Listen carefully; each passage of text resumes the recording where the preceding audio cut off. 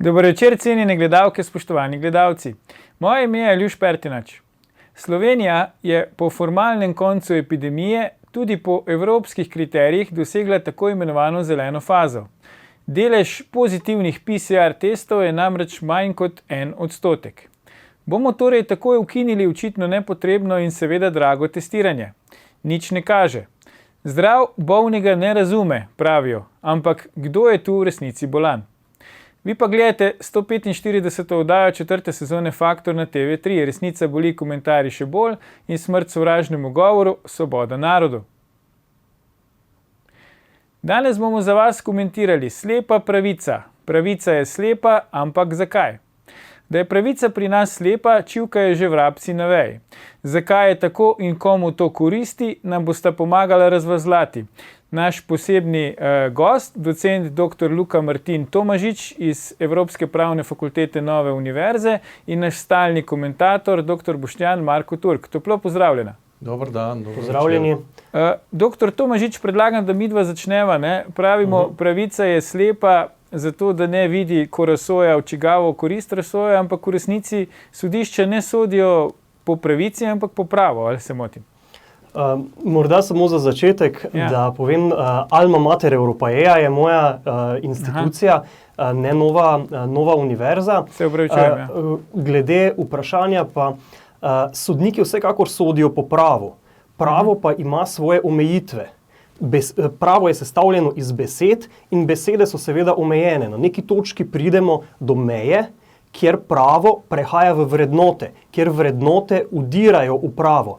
In tam pa morajo biti sodniki tisti, ki s svojim znanjem, s svojim pravniškim čutom in tudi s svojim moralnim čutom dopolnjujejo pravo, ga nadgrajujejo. O tem je imel veliko zapovedati znani profesor Dvorki, eden izmed najbolj citiranih pravnikov vseh časov. On je rekel, sodnik ne sme biti slepi formalist, ne sme biti nekdo, ki zgolj sledi slepo črki zakona, temveč mora biti nekdo, ki se trudi prikazati pravo v najboljši luči. Ne sme biti nekdo, ki pravo izkrivlja. Ne sme biti torej nekdo, ki je aktivist, ki pravo prilagaja svojim partikularnim potrebam, temveč spet mora iskati ravnotežje med obema poloma in poskušati najti odgovor na kompleksno pravno vprašanje, ki je skladen z, Dvorkin to imenuje, integriteta. Torej, politično poštenostjo, materialno pravičnostjo, postopkovnimi pravili, ki prikaže pravo v najboljši luči. Zdaj, kaj jaz menim, in podobno meni tudi na primer profesor Guest z University College London, mi moramo iti korak dlje. Ni dovolj, da je pravo skladno z nekim partikularnim redom.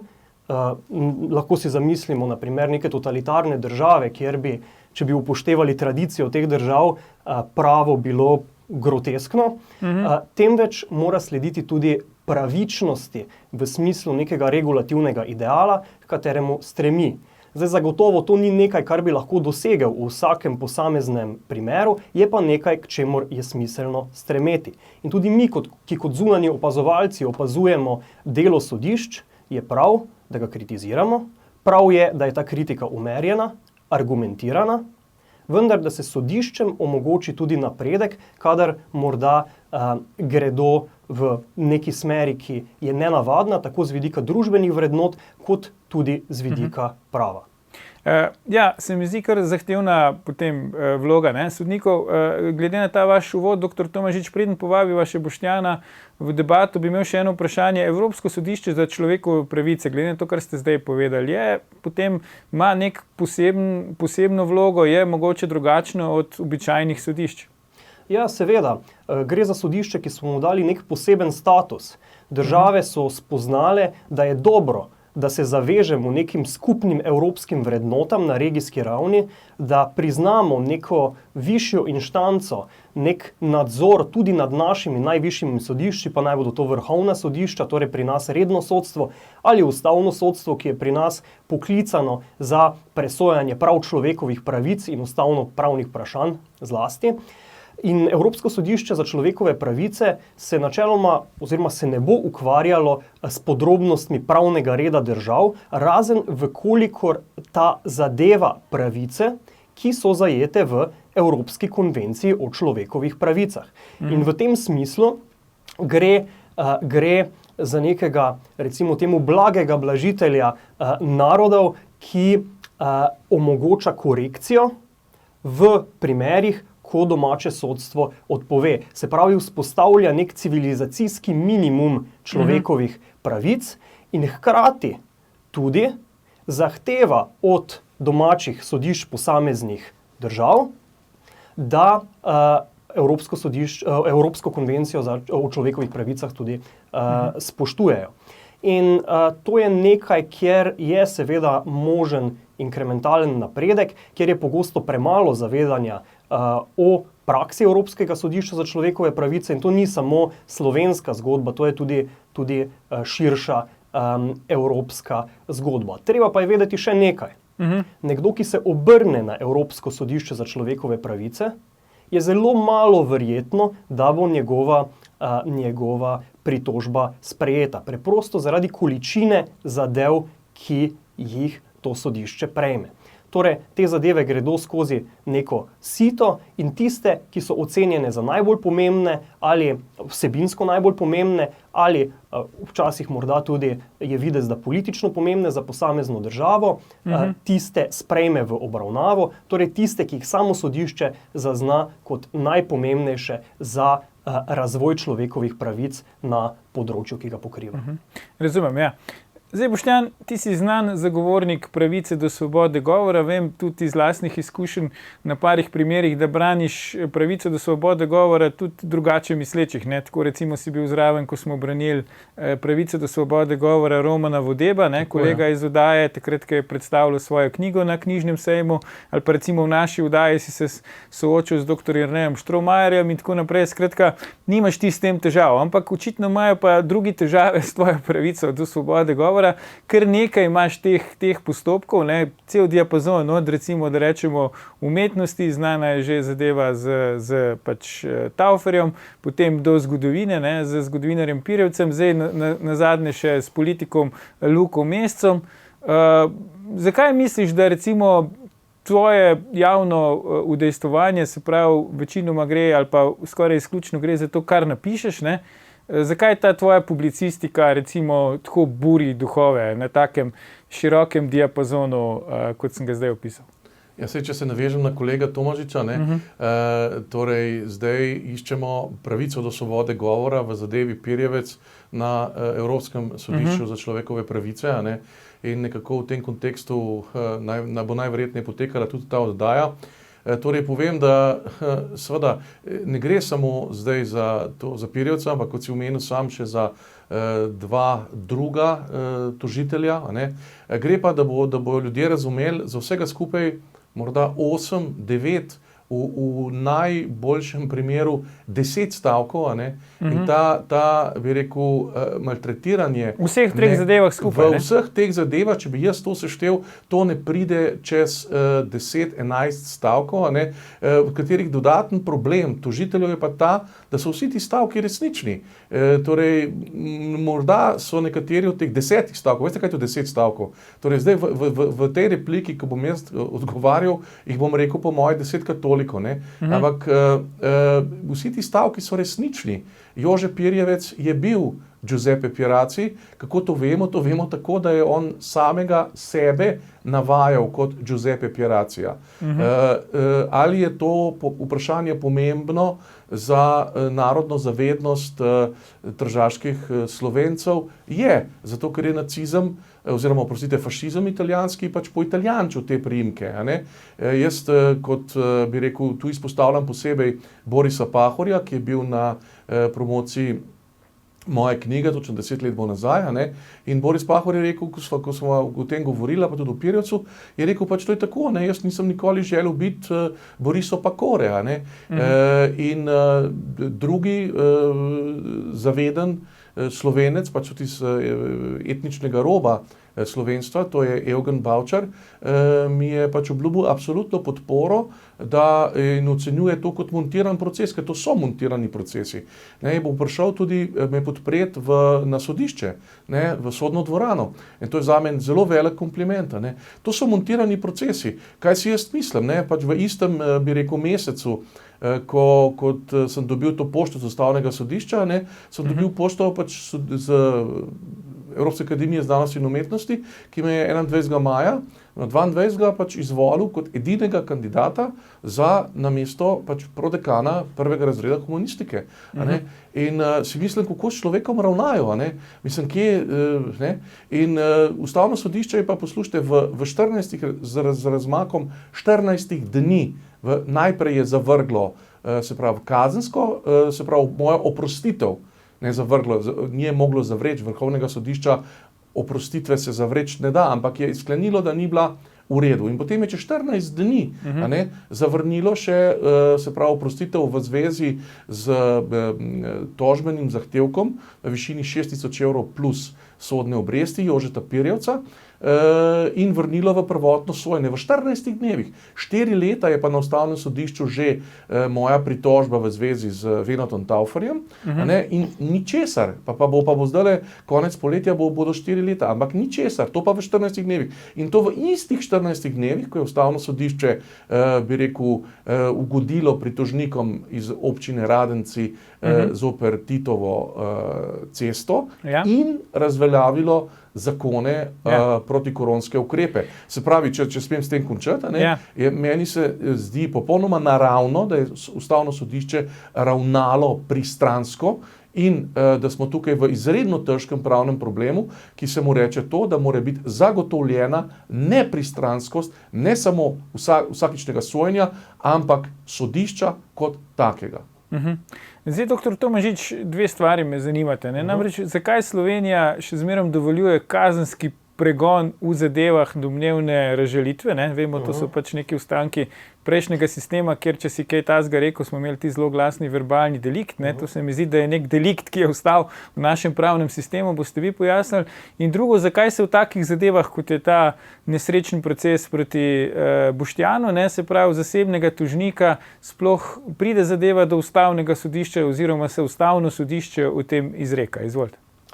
Zdaj, glede tega, kar govorite o tem, zakaj imamo kaznivo dejanje razžalitve v taki obliki, kot ga imamo, v zvezi s svobodo govora vstopil bom korak nazaj glede tega, na bolj abstraktno raven. Poznamo dve različni razumevanji svobode po Isaiahu Berlinu, oxfordskemu profesorju. In sicer ena, oni pravi negativna svoboda, in to ni negativna v vrednostnem smislu, temveč gre za individualistično obliko svobode, je tista, kjer se svoboda pojmuje kot nekaj, kar je pravica posameznika. Kot pravica posameznika, da izrazi svoje mnenje, kot pravica posameznika, da sodeluje v političnem diskurzu in se ga pri tem ne omejuje, razen vkolikor ne bi njegov govor neposredno pozival naprimer k fizičnemu nasilju ali nekaj podobnega. Torej ta klasična ameriška definicija hate speecha potem. Na drugi strani pa imamo drugo koncepcijo svobode, to je po Berlinu pozitivna svoboda, kolektivistična svoboda, ki jo on povezuje s totalitarnimi režimi, in tam pa je ideja druga. Tam pa je ideja, da ima država pravico in dolžnost posameznika prisiliti in mu razložiti skozi delovanje represivnega aparata države, kaj dejansko pomeni biti svoboden. Torej, posamezniku se ne zaupa dovolj, da bi se mu dovolilo izražati svoje mnenje v celoti, temveč ga je treba omejiti. In tukaj države, ko postavljajo nek pravni red, ko tudi oblikuje se sodna praksa, to sta dva abstraktna ideala v narekovaju, dva idealna tipa, države pa so vedno na spektru. In zdaj, kar se tiče razžalitve, Slovenija je ena izmed mnogih zahodnih držav, ki to ima.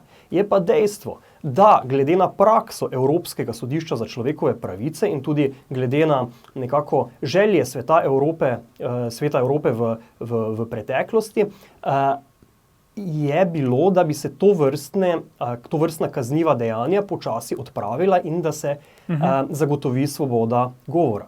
Slovenija pa se tu znajde v enem specifičnem položaju. Specifičnem zaradi tega, ker je ta vrednota kolektivistične svobode, pozitivne svobode po Berlinu, bila prisotna iz prejšnjega sistema.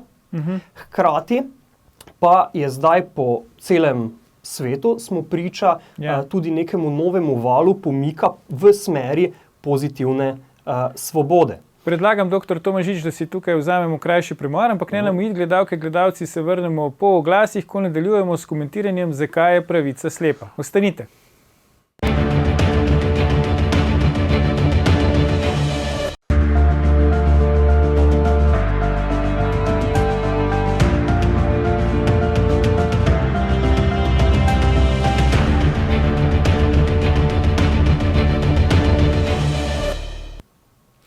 Ponovno pozdravljeni. Z nami sta še vedno naš posebni gost, dr. Luka Martin Tomažič iz Alme Mater Europeje in naš stalni komentator Boštjan Marko Turk. Pogovarjamo pa se o tem, zakaj je pravica pri nas slepa.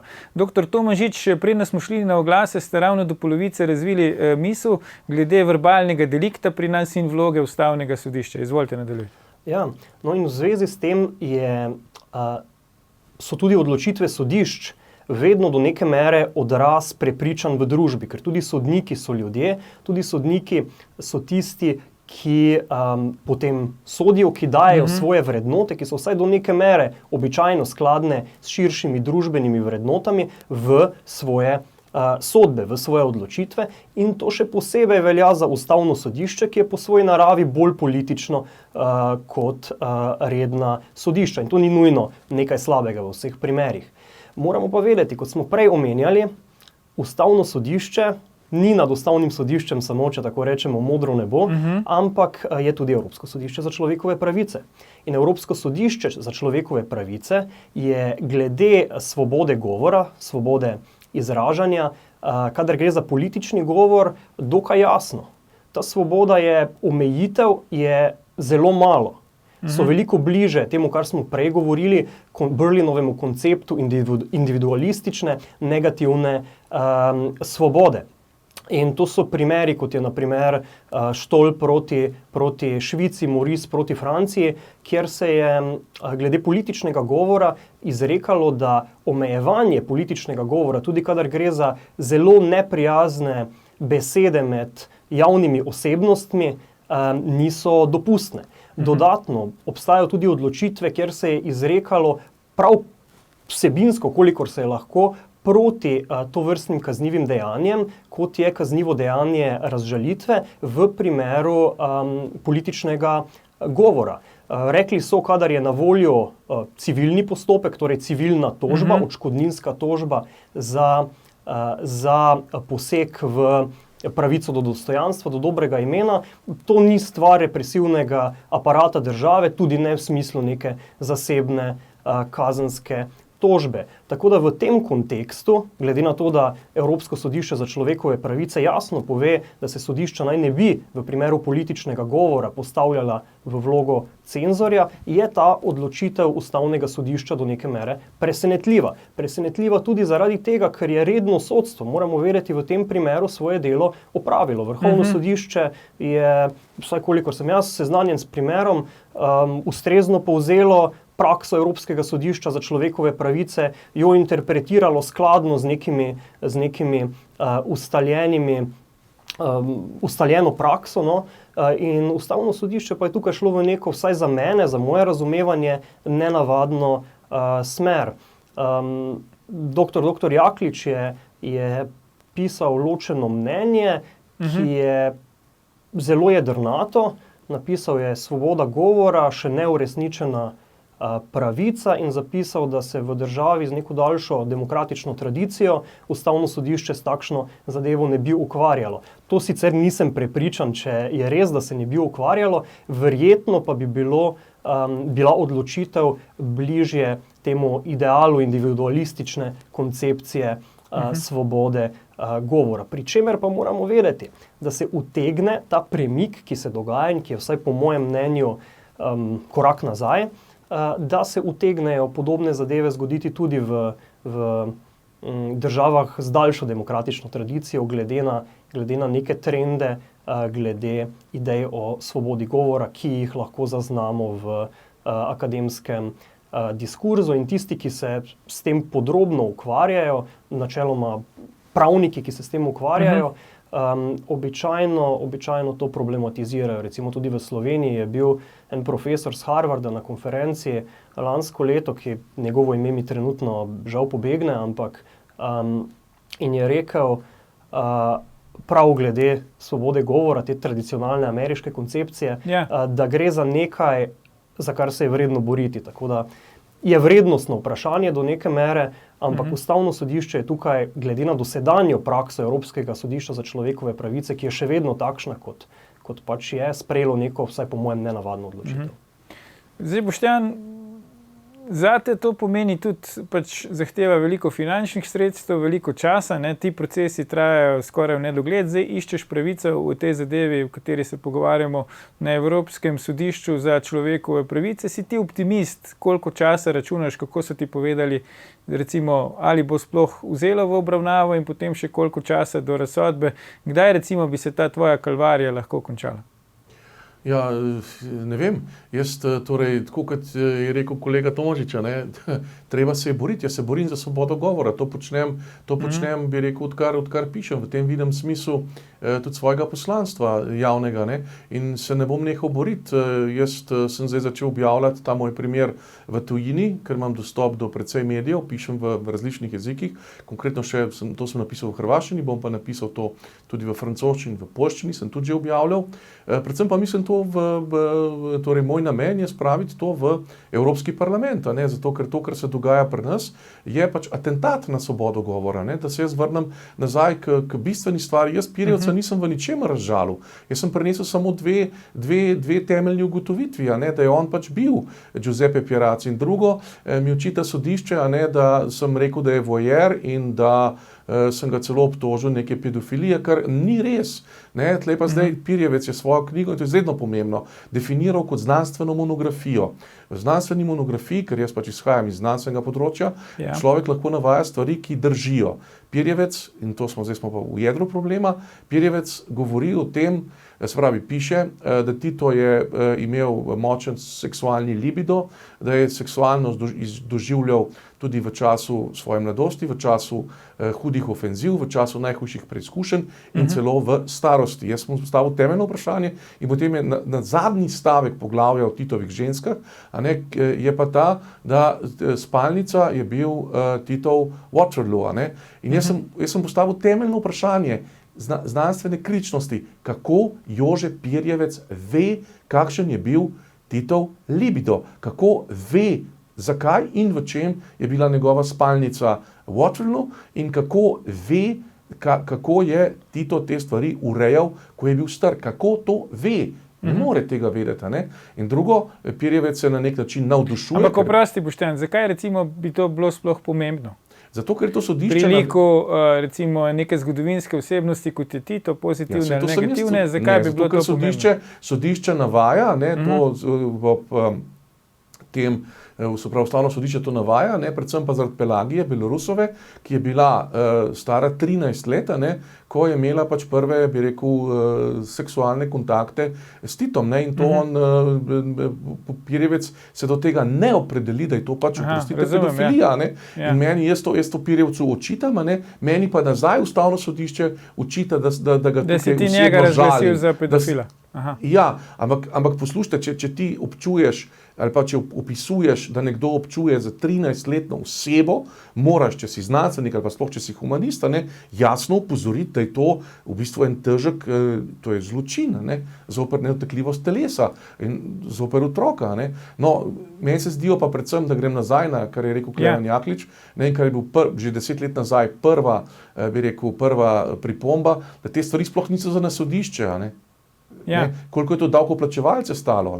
In kaj bom jaz rekel, če se štejem tako, res so se v okrožno sodišče, višje sodišče v Celju se je postavilo na stran, bi rekel, mene in ena sodnica okrajnega sodišča na mojo stran. Ampak če se štejem, to so zdaj 4, ampak če se štejem pa, koliko sodnikov je bilo pa proti meni, pa je pa to 5, 3, 8, v primerih Taufer in Pirjevec je to 8, 9, 10, plus 7, to je 17. 17 na ustavnem sodišču, 17 proti 3, 4, 6. Ne? In potem bom rekel, prostite, ne? Mislim, očitno je to pristransko. Ne? Očitno je to, jaz sem obravnavan pristransko, s tem, da zaključim, s tem, da poudarim, da Višje sodišče v Ljubljani se je enoglasno vselej, to je bilo pa 3 plus 5 sodnikov očitno, in tudi Hinko je 0, je dal svoje mnenje, izreklo zoper mene, brez enega samega ločenega mnenja proti. To pa ni objektivno, ne more biti objektivno. Ampak recimo, dr. Tomažič, zdaj ko poslušamo Boštjana, ne, eno je pač ste rekli v vodo Evropsko sodišče človekovih pravic je nek korektiv, ne, ki tudi države postavlja v red, dajmo tako reči poenostavljeno, kadar pač ga kaj biksajo na področju človekovih pravic, ampak se mi zdi zanimivo, ne, da znotraj Slovenije, ne, sodišča v isti zadevi tako različno odločajo, pa večkrat drugače, pa enako, pa se spet vrne, pa spet drugače, pa tako naprej. Zdaj se mi zdi, da saj znotraj Slovenije bi v eni taki zadevi, ki je dosti plastična, ne, tudi nam pravnim lajekom se zdi dosti plastična, vendarle mora zavzeti neko bolj enotno stališče, ali se motim? Tukaj sta dva vidika, na katera bi se morda osredotočil. Prvi je to, da pri nas ne poznamo doktrine stare decisis, se pravi to, kar se običajno imenuje precedens. Torej, če eno sodišče odloči na nek način, ni garancije, da bo tudi sodišče na drugem koncu države odločilo enako. Res je, da pa se celotno sodstvo, tudi vsaj po mojem vedenju zadnje desetletje, 15 let, trudi, da bi preko Vrhovnega sodišča in tudi višjih sodišč sodno prakso čim bolj poenotilo.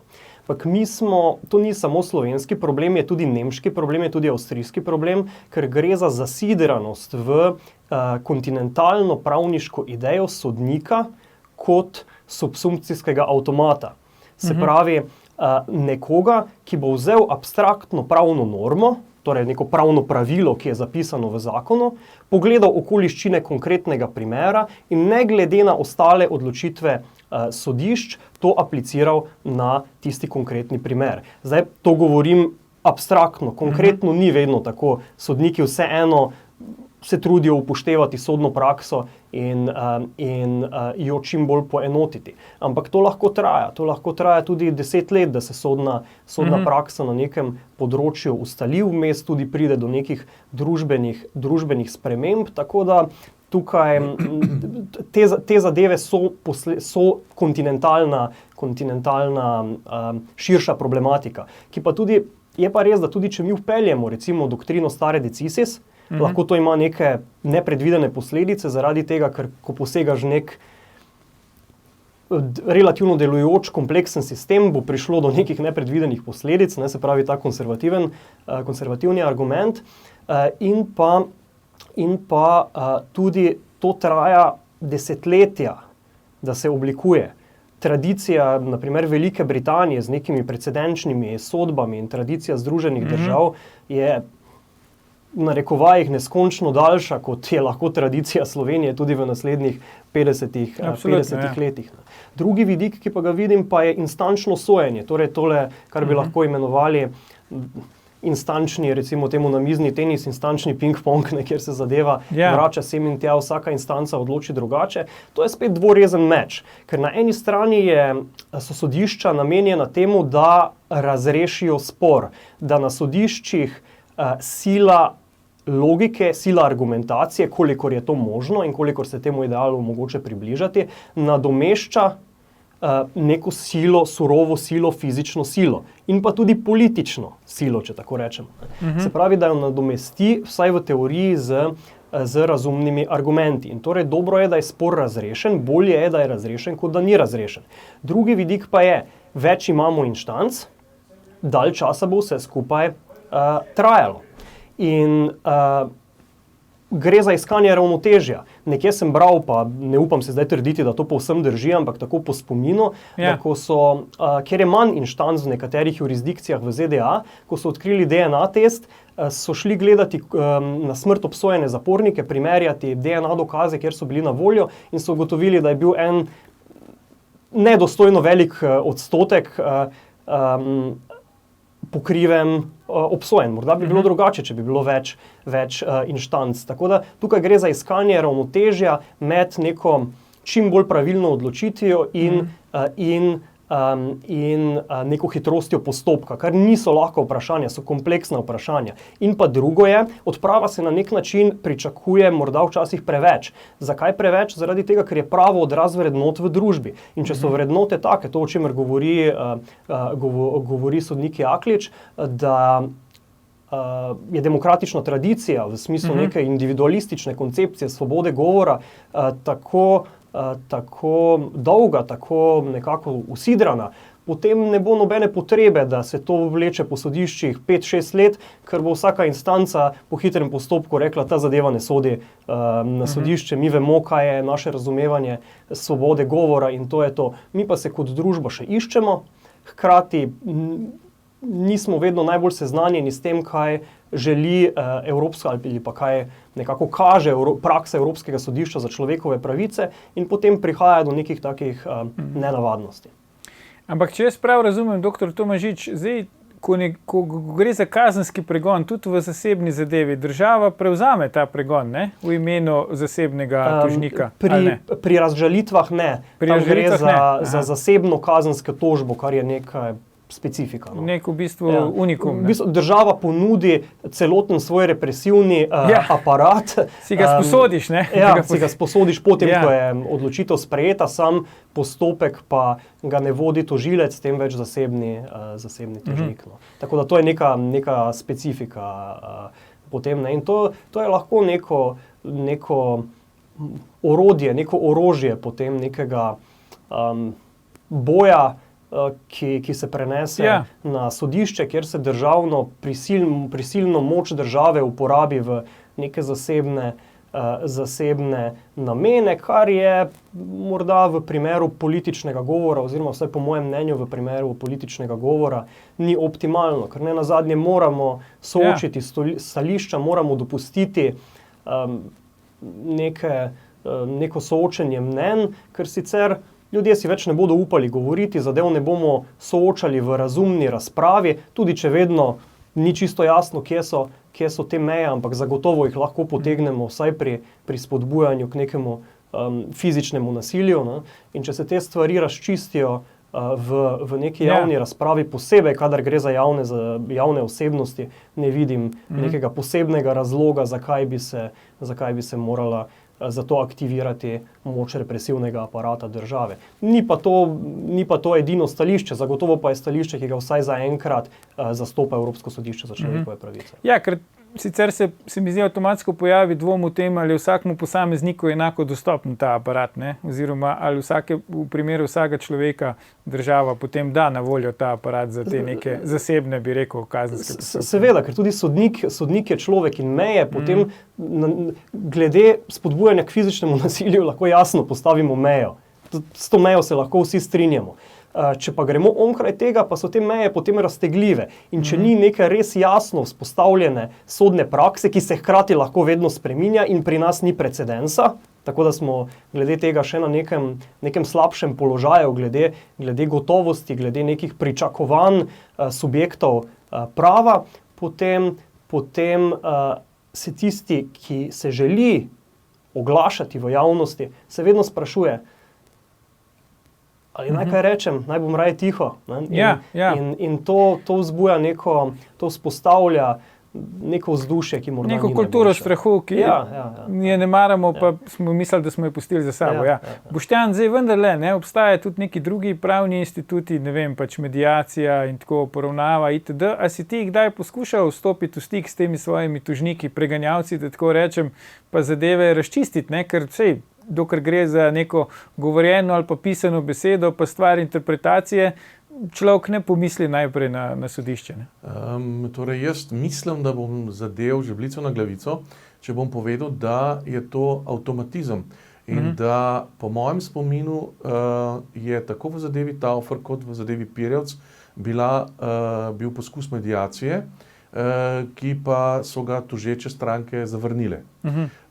Naj povem tudi to, da pač zaradi svobode govora in da se to ne bi drugim dogajalo, torej jaz sem bil obsojen na zaporno kazen, pogojno, 2 meseca zapora, strani sodnice Helene Vidic Bizjak na ljubljanskem okrožnem sodišču. In sicer ona je rekla, da če bi ne imel 2 otrok mladoletnih, bi dobil 6 mesecev. Zdaj si pa vi predstavljate, da jaz kandidiram, vmes sem pa kandidiral za reelekcijo, na mesto pač visokošolskega učitelja, kjer je pa pač pogoj nekaznovanost. Jaz bi izgubil službo, tako kot je Kangler izgubil mesto v državnem svetu. Se pravi razumeva, Boštjan, 6 mesecev zapora te bi obsodila sodnica, če ne bi imel 2 mladoletnih otrok. Da, pa še pa to ni najhuje. Zaradi izjave o... Zaradi izjave, se pravi, 4 do 5 od tistih 10 stavkov, zaradi katerih se že 10 let dajemo, pa ki so vsi resnični. Pirjevec je bil, Giuseppe Pirazzi, to je pač dejstvo in on je prinesel dokazilo na sodišče iz komune Trieste, se pravi občina Trst, da je on šele novembra leta 2002 zaprosil oziroma so mu uredili prepis imena, ki je bil novembra 2002 leta, italijanski fašizem, ki je bil Mussolini.